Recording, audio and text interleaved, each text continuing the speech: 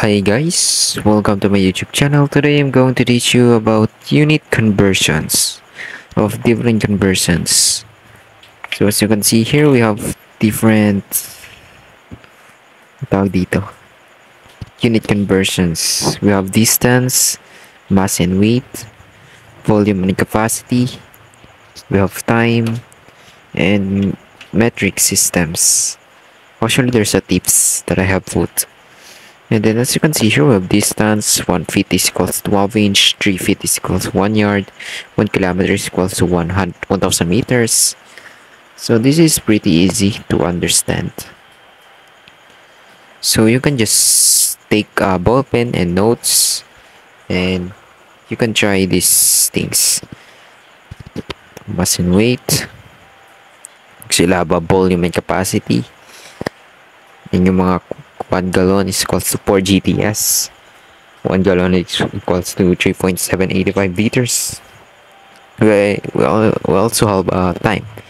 We have 1 leap year is equals to 365 days. We have 1 year, to be exact, is 365.25 days.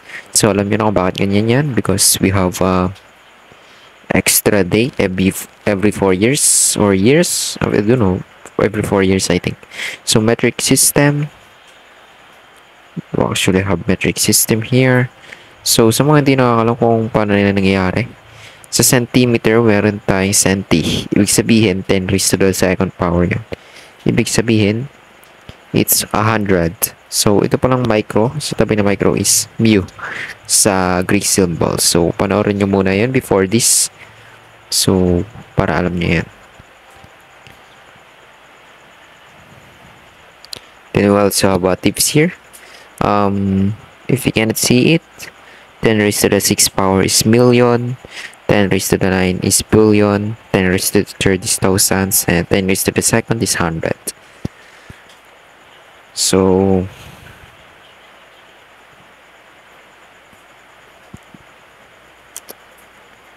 look at my billion.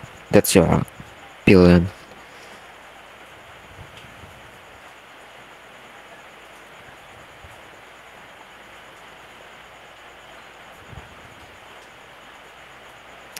Now, I think let's answer some practice problems.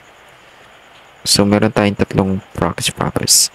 So, a laptop weighs 7 pounds. What is the mass of the laptop in kilograms? So, ganito lang kung paano gagawin yan. 7 pounds over 1. Kasi yung. And then, hanapin lang natin sa notes natin. Yung 1 kilogram is equals to 2.2 pounds. So, 2.2 pounds is equals to 1 kilogram. So as you can see, pounds will cancel, and then ang matitira is kilogram. So using our calculator, 7 divided by 2.52 is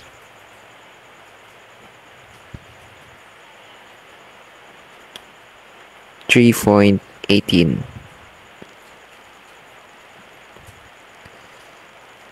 kilogram. That's actually kilogram, not pound. So now let's go to our second problem.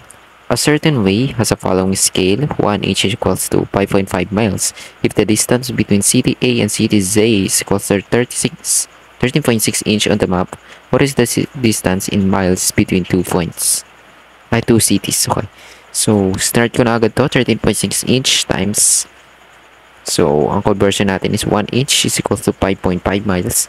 Therefore, ilalagay lang natin siya in such a way na makakancel yung inch.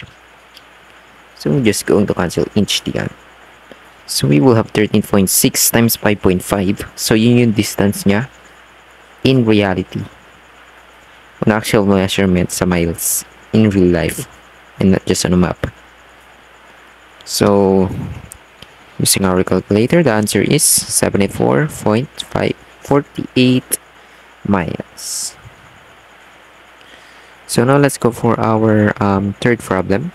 If Zaide makes 8 cakes in 3 hours, how many cake can she make in 10 hours? So assuming na ganun pa rin yung kanyang production, so 10 hours is equals to 8 cakes in 3 hours. So therefore, dalagay lang natin siya in such a way na makakancel siya. And then we have this thing. So as you can see, makakancel natin yung hour. And then let's just do the simple math. We're going to do now is 10 times 8 divided by 3. And we will get the answer. So we have 26.6 repeating.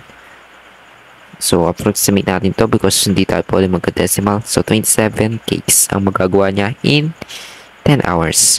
So that's it. Thank you guys for watching. I hope you learned something from this video.